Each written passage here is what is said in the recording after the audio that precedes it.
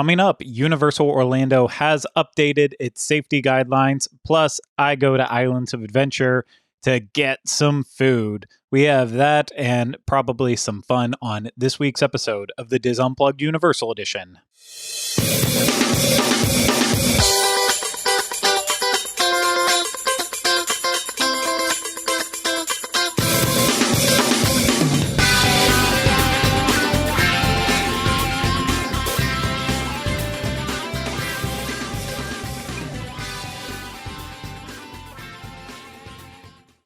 Hello, everyone. Welcome to this week's episode of the DIS Unplugged Universal Edition. I'm your host, Craig Williams, and today we just have a small little episode for you because, unfortunately, I've been traveling the past couple weeks and we haven't been able to get into the studio to do our proper shows, so we will have those returning very soon when I can get into the studio, but I didn't want you to miss out on all the fun. So before I had to travel, I went to Islands of Adventure and I got a meal because I was hungry. And if you've clicked on this episode somehow, you probably already know that I went and had green eggs and ham. Well, I didn't eat the green eggs and ham from Green Eggs and Ham, but I went back to Green Eggs and Ham so I could get one item in particular. And oh man, I'm not going to spoil it. We'll just wait until we get to that review, but we have that coming up in just a little bit. But before I get to that dining review, I do want to mention that Universal Orlando has updated their safety guidelines. Now, you probably already heard about this if you are big on social media and you're following along with some of the news of this past week coming out of Universal Orlando and Walt Disney World. Walt Disney World did make the decision to make masks mandatory once again while indoors. All guests have to wear masks while indoors. And a lot of people suspected that Universal Orlando might follow suit to Walt Disney World's decision. However, they have not. So Universal's latest guideline update says, we encourage all our guests to follow CDC guidelines and local directives to wear face coverings while indoors across Universal Orlando Resort. Face coverings are optional while outdoors. We also encourage all guests to keep a safe distance between travel parties, and we remain focused on maintaining the highest cleanliness and sanitization standards. Here are the latest safety updates for your visit. We encourage all guests, regardless of vaccination status, to wear face coverings while indoors. We do not require proof of vaccinations. We encourage all guests to keep a safe distance between travel parties. We remain focused on maintaining the highest cleanliness and sanitization standards. COVID-19 cases in Florida have begun to rise, and in Orange County, there's been multiple days where the case count has been over 1,000, and a lot of the swelling cases here in Florida are why Disney decided to make the decision to make masks mandatory while indoors, but Universal is not doing so. However, for team members working, if you're working indoors, masks are mandatory. So that is for team members. I don't really need to mention that on the show, but if you go to Universal, expect to see that. But as far as you as a guest, you do not have to wear a mask while indoors. But remember, it's encouraged. So for your safety, for the safety of everyone around you, for the safety of people you've never met before, this, that, and the other, just wear a mask when indoors. It's encouraged. They haven't made it a rule, but it's one of those things. If it gets far, far worse, then it's going to be turned into a rule. And it's been so nice having a lot of those rules and regulations rolled back as things got better. And now that they're starting to turn in a bad direction, I don't want to go back to that. I don't want to go back to plexiglass barriers and constantly watching ground markings and going back to all of those rules that it's felt so nice that they've been going away. So if you're going to Universal, again, it's not required as of this time, but it is strongly recommended that everyone, regardless of your vaccination status, is wearing a mask while indoors. So please keep that in mind. I'm not trying to lecture you on this. I'm not trying to say you have to, because you don't. I'm just saying, you know what?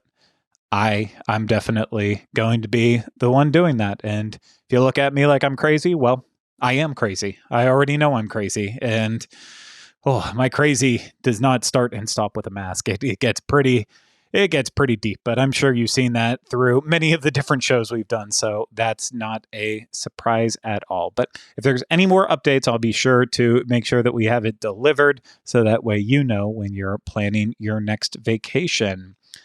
Okay, so now is the time. We have a dining review for you. Not we, just me. Rhino's not here. I didn't have him here because I recorded this at the last second.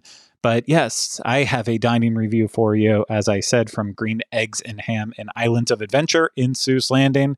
It's a lot of fun, so let's go ahead and watch it now. Today, I have found my way over to Seuss Landing because I'm eating at Green Eggs and Ham. Now, it's been a long time since we've reviewed anything from Green Eggs and Ham. It was actually all the way back in 2019 when it reopened after being closed for ages and ages and ages. And that first time we came back, of course, the main things we wanted to get at Green Eggs and Ham were Green Eggs and Ham Tots, as well as the Who Hash that they were offering, and then we got the dessert item that was part of the menu as well too, way back then.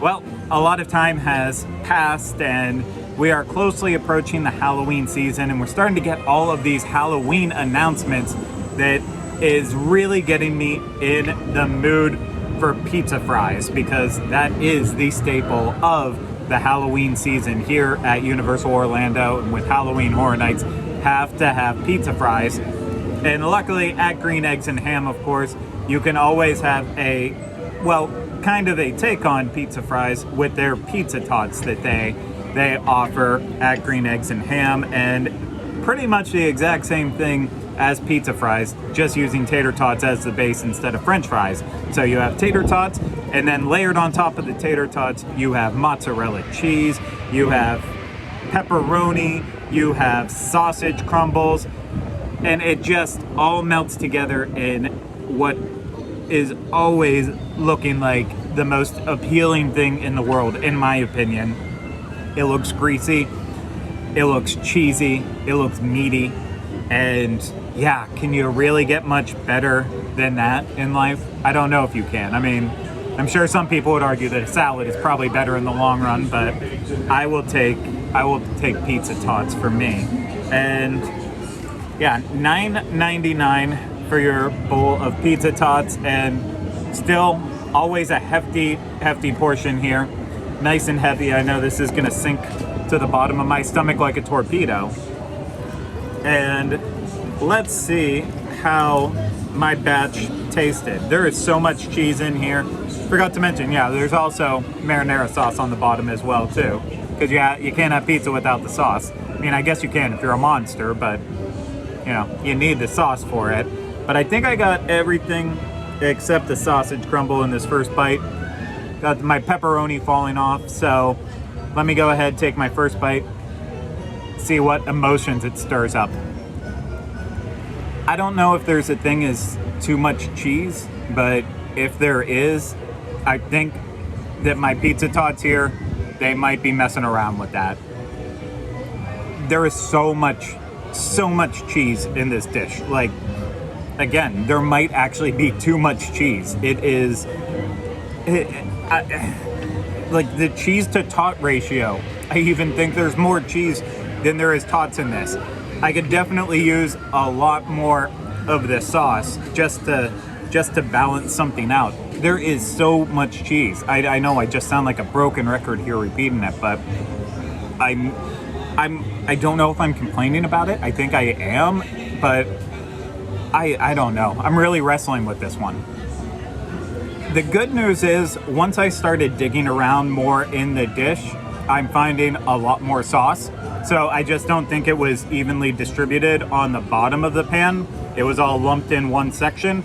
And now that I'm mixing it all around, it's really helping balance out the flavors.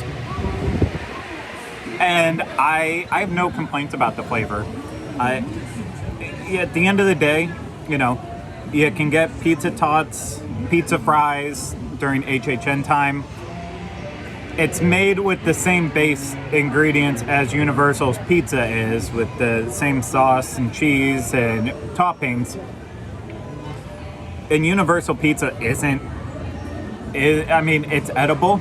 I have a fondness for it because when I worked at Universal as a team member, I would basically switch back and forth between having buffalo chicken tenders, slices of pizza, and then meatball hoagie. So I kind of got used to the taste of Universal's pizza, and yeah, I do enjoy it because of that. But if you are a pizza aficionado, you probably think it does not taste very good at all, and I totally get that. But for me, it stirs in those emotions from when I used to work at Universal. It has a lot of those same flavors. And again, if you like it, then it translates well. But I feel like the toppings, the ingredients they use for their pizza, it works better when it's also sitting on top of potatoes, fried potatoes. And I'm a fan. I'm finishing up my final bites, and I feel like I've gone on a complete journey as the last little bit of my Pizza Tots is falling off my fork that is also being dismantled with how much I've had to dig through this cheese. It's been wild though, because I went from too much cheese to now I have too much sauce with what's left over and not enough cheese. So my last couple bites here are potato sauce and sausage, which that also doesn't sound like a bad thing, but I'm gonna miss this. I'm gonna miss this when it's gone. I got enough out of this. For $9.99 annual pass discount, take a little bit off the price, but for $9.99 you just get so much food in this little tiny bowl. It looks like it's not a lot, and then you start eating it through and you're like, oh, it is a lot. And I always like those moments when the actual appearance is kind of deceptive, but then it really comes through with you. So I'm gonna enjoy my last little bites here, and I'll probably leave Universal and wrap up my thoughts later about how I felt about these Pizza Tots from Green Eggs and Ham here in Islands of Adventure. And that's it for that review. I don't think I have anything that I wanted to mention that I didn't already cover completely in the video. But yeah, I'm ready for Halloween Horror Nights. Hopefully it's able to, be as normal as possible, and hopefully their plans won't get ruined. But not just for the houses. I can't wait for the food. I can't wait to know more about the event. So can't wait for that news. But I will have to. I will sit here and I will wait patiently. But that's it for the show this week. I really hope you enjoyed it. Again, I'm sorry that it was a smaller show. It wasn't as in-depth, but still wanted to make sure that you had some Universal entertainment to keep you in that Universal spirit and keep you held over until we have better content on the horizon. I'm joking. I don't know why I'm so self-deprecating. I'll figure that out one day, but today is not that day. But before I go, I want to remind you, this was brought to you by Dreams Unlimited Travel. And if you're trying to book a trip to Universal Orlando, remember, you can book through Dreams Unlimited Travel, and it directly supports us, and it costs you no extra money, and you get to use one of Dreams Unlimited Travel's world-class agents for all of your vacation needs. So to get a free, no obligation quote, head over to dreamsunlimitedtravel.com today. And also, before you head out of this video, if you're watching it, make sure to hit the thumbs up. Make sure you're subscribed to UOFan and that you're leaving comments, questions, and what you'd like to see on this channel in the comments section. And if you're listening to the DIS Unplugged Universal Edition, please make sure that you are subscribed wherever you listen to podcasts and you're leaving 5-star ratings and reviews on Apple Podcasts if you're enjoying this show. But that's going to do it for me this week. Again, I hope you enjoyed it, and we'll see you next week or next time on another episode of the DIS Unplugged Universal Edition. But until then, remember, we still haven't changed the name.